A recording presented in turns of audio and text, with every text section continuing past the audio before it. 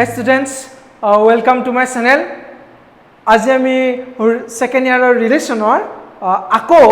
equivalence relation problem এটা কৰাম আমি.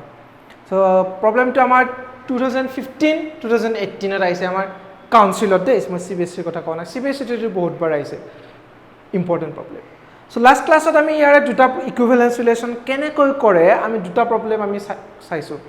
গম পাইছো যে এটো মেথডত কৰিব লাগে আজি আমি তেনেকৈ কৰিম একে স্টাইল বিলাক বাস লিখাৰ অকমান কিবা অকমান বেলেগ হয় আৰু বাকি সব একে ঠিক আছে চাই যাবা লাস্ট ক্লাস মানে লাস্ট ভিডিওটো যদি তোমালোকে যদি চাইছা মই তাত বাৰে কৈছিলো যে আমাৰ কাউন্সিলত লিখাৰ ওপৰত বহুত কথা থাকে বেছি অকমান বেলেগ হয় আমাৰ কিন্তু কাউন্সিলত যদি ভালকৈ যদি আমি নিলিখো নহয় মাৰ্কস অকমান নিদিয়ে সো একদম খুব সিস্টেমেটিক্যালি লিখিব আৰু ৰিলেশনত হেতু বহুত ধুনিয়াকৈ লিখিব লাগিব অকমান ইফাল হিফাল হলে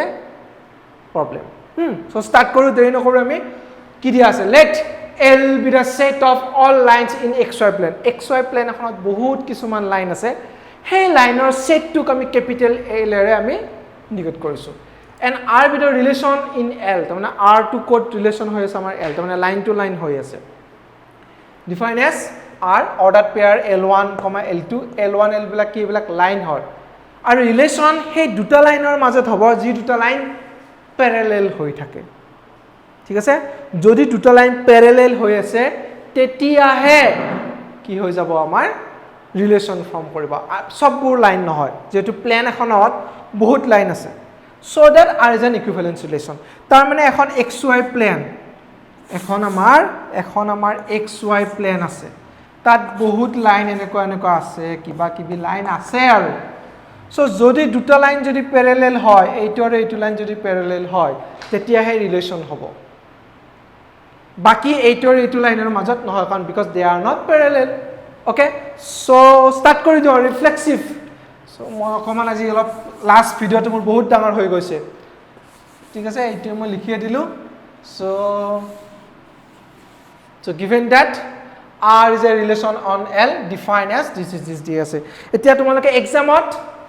মানে সলিউশনটো কৰিম এই ওয়াৰ্ডবোৰ লিখিব না লাগে ডাইৰেক্ট সিম্বল ইউজ কৰি দিলে হৈ গল সিম্বলটো আমি কেনেকৈ ইউজ কৰিম L1 parallel to L2 L1 parallel to L2 and obviously this L1 L2 হৈ গল এটা সলিউশন সো ফার্স্ট কাম আমাৰ কি ৰিফ্লেক্সিভ সো একদম ইজি কে কৰিব লাগিব সিম্পল কথা কিছুমান নিজে এটা লাইন নিজৰ লগত সদায় প্যাৰালেল হৈ থাকে এইটো আৰু এইটো দুটা লাইন প্যাৰালেল এই লাইনটোক নমাই লৈ আহিলা ধৰা সো নমাই লৈ আহিলে ইয়াত মিলি যাব নে না যায় যাব তাৰ মানে এই নিজৰ লাইনটো নিজৰ লগত সদায় প্যাৰালেল এটো মনত ৰাখিবা কথাটো তো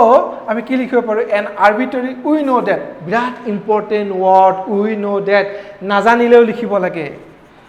we know that and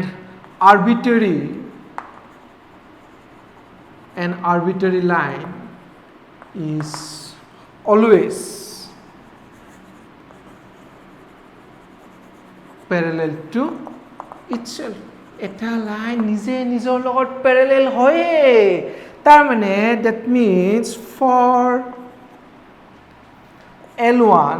for all L1 small letter L1 belongs to L tar mane ei jitu amar dia ase set to so বহুত লাইন আছে তাৰ ভিতৰত এই এটা লাইন সব থৈ লৈছো মই এই লাইনবোৰ তাৰ মানে কি নিজে নিজৰ লগত প্যাৰালেল for all L1 মই অলে লিখি দিও for all L1 belongs to ঠিক আছে that means আমি কি পাই গলো L1 কি কৈছিলে যেতিয়া প্যাৰালেল হয় এটো হ'ব L2 থাত কি হৈছে L1 আহিছে so L1 ordered pair L1 belongs to R so R is reflexive এইটো লিখি দিবা আকৌ হা so therefore R is reflexive so therefore R is reflexive clear next আমি যাম symmetric লৈকে যাম ঠিক আছে so symmetric হৈ গৈছে ন স্ক্রিনশট মাৰি লবা যদি কিবা হে থাকে আৰু কিবা যদি ডাউট থাকে কিবা সুধিব লগা আছে কমেন্ট দিবা কমেন্ট আৰু লাইক ইম্পৰ্টেন্ট হৈ গৈছে এতিয়া গম পাইছা নাই সো সিমেট্ৰিক সিমেট্ৰিকৰ ফাৰ্স্ট কাম কি লেড এই এলিমেন্টটো কনসিডাৰ কৰি লবা কোড আছে এইটো আৰত আছে আৰু এই দুটা যে পাইছা এই দুটা কোড থাকে where L1 L2 belongs to L so when this element ordered pair belongs to R যদি এইটো আৰত থাকে কি হয় ইহতটো এইটো এতিয়া এইটো লাইন L1 এইটো লাইন L2 ইহত দুটাক মই কি কৈছো প্যাৰালেল বুলি কৈছো এইটো ইয়াৰ লগত প্যাৰালেল আৰু L2 লাইনটো L1 ৰ লগত প্যাৰালেল একে কথা তাৰ মানে L2 আৰু L1 ও প্যাৰালেল একে বুজাইছে জাস্ট চেঞ্জ কৰি দিলে হল হয় so L2 is parallel to L1 so লগলে আমাৰ কি কৰিম ফাৰ্স্ট এলিমেন্ট কি আছিল L1 আছিল সেকেন্ড এলিমেন্ট L2 ইয়াত কি হৈ গল ফাৰ্স্ট এলিমেন্ট L2 হৈ গল এইটো ইয়াত আহি গল সেকেন্ড এলিমেন্ট কি হৈ গল এবাৰ L1 তাৰ মানে আমি কি লিখিম L2 and L1 belongs to R এইটো পাইছিলা ফাৰ্স্ট উল্টা ইনভাৰ্স এলিমেন্ট পাই গলা তাৰ মানে R টো কি হৈ গল সিমেট্ৰিক লিখি দিলে হৈ গল আৰু okay so therefore R is symmetric relation হৈ গল থার্ড পয়েন্ট লৈকে ট্রানজিটিভ তিনটা এলিমেন্ট লম পাবি তিনটা L1 L2 L3 তিনটা আৰু অৰ্ডাৰ পেয়াৰ আমাৰ কেটা হ'ব দুটা হ'ব সো ফৰ ট্রানজিটিভ 3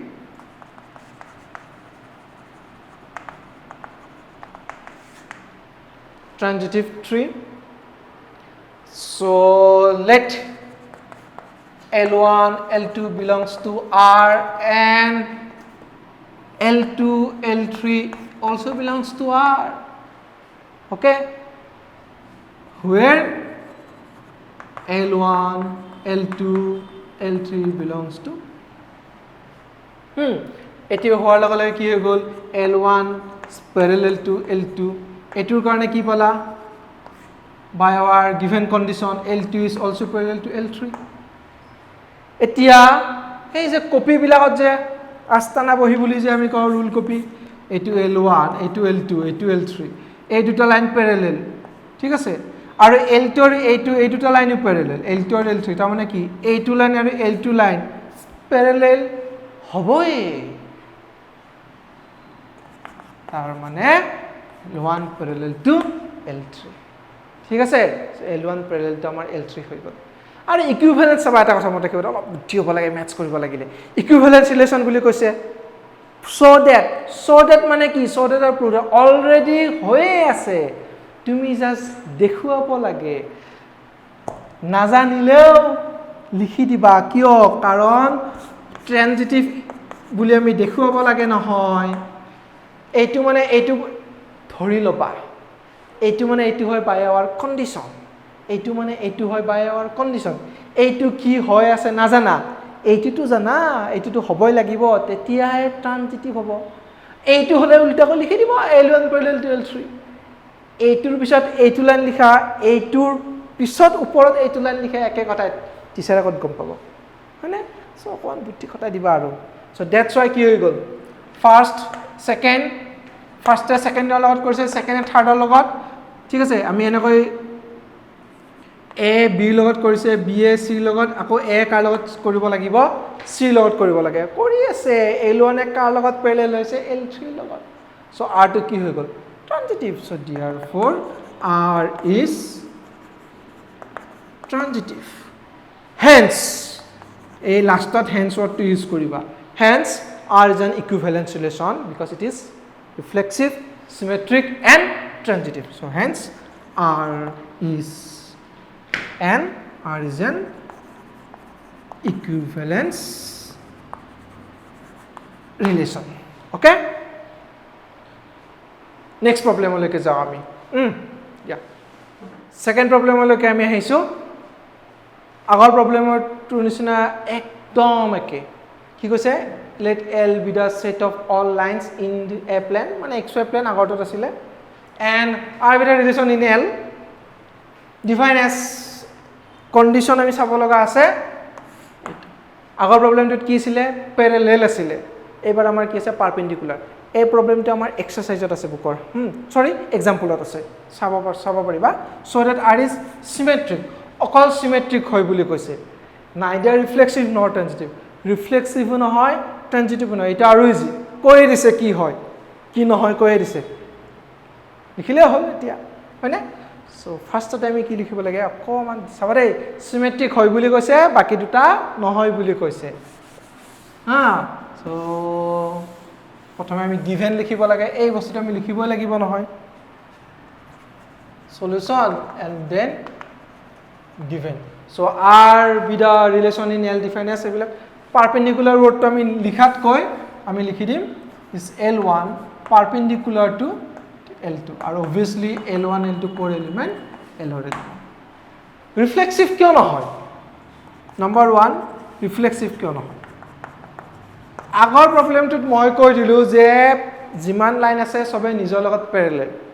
এবাৰ প্যাৰেলাল নেক্সট আকৌ পাৰপেন্ডিকুলাৰ হ'ব পাৰিব নেকি নিজে নিজৰ লগত কেতিয়াবা আকৌ এনেকুৱা পাৰপেন্ডিকুলাৰ হৈ থাকিব পাৰিব নেকি এইটো লাইন আৰু এইটো লাইন বলে নিজৰ লগত বলে পাৰপেন্ডিকুলাৰ হৈ আছে কেনেকৈ হ'ব কমছে না এটো আমাৰ হ'ব নোৱাৰে আগৰ প্ৰবলেমটো আমি হয় বুলি কৈ দিছো এটো তোমাৰ কেতে হ'ব নিজে নিজৰ লগত পাৰপেন্ডিকুলাৰ থি হ'ব নোৱাৰে so an arbitrary line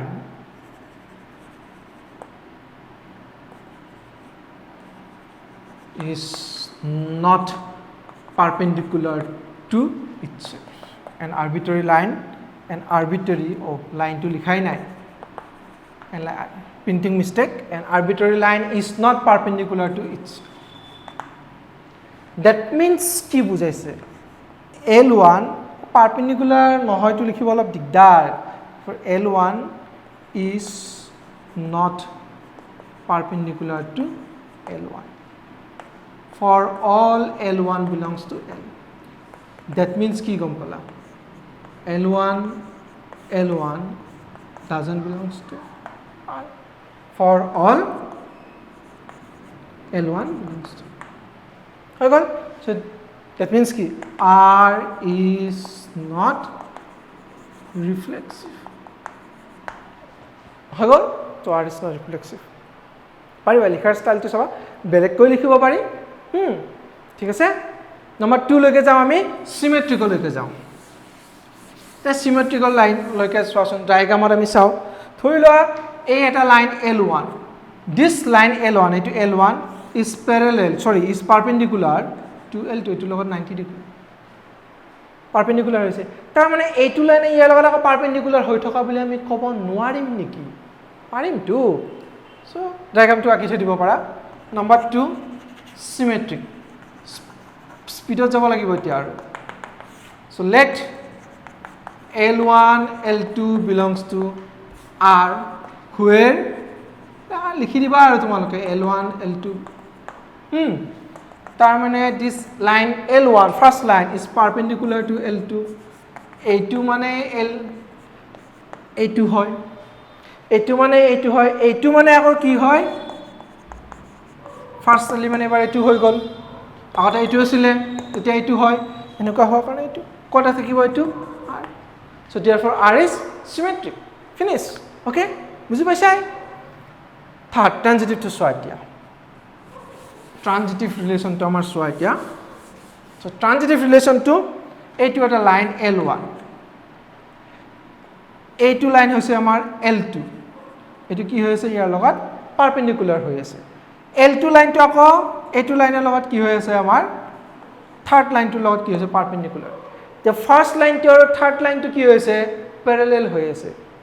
etu perpendicular hobo nore etu sobat ke important etu diagram to akit hoy dibai etu main bostu so this line is perpendicular to this second line perpendicular to third line so diagram por ami ki kom palu line 1 is parallel to line 3 not perpendicular the likhar style to kene koke so number 3 transitive so let L1 L2 belongs to R and L2 L3 belongs to R and L1 L2 L3 are elements of core amar L or likhi thoi diba where L1 L2 L3 belongs to L tar mane ami etut ki palu and etut ki palu L2 perpendicular to L3 that is L1 parallel to L3 eta finish nokoriba alop belek ko likhim that is L1 is not what to likhiba kan nohoy je L1 is not perpendicular to L3 tar mane ki L1 L3 perpendicular nohoy mane kot nai arot nai perpendicular hole arot thake perpendicular নহলে arot na thake so hence R is not transitive so R is not transitive bas hoy gol amar একদম easy so আজিলৈ আমি এই দুটা problem next ক্লাছত একদম এটা important দুটা প্ৰবলেম কৰিম তো সিবিএসইত আমাৰ আহে প্ৰবলেম কেইটা একদম টান আৰু আমি একদম ইজি কৰি কৰিম একদম সবতকে ইজি মেথডত কৰিম যদি ভাল পাইছা কি কৰিব লাগে তো জানাই লাইক কমেন্ট শেয়াৰ সাবস্ক্ৰাইব যি কৰা দিবা হা ঠিক আছে যদি কিবা বুজি পোৱা নাই কিবা বেলেগ কোৱেশ্চন আছে কমেন্ট কৰিবা সো থ্যাংক ইউ সো মাচ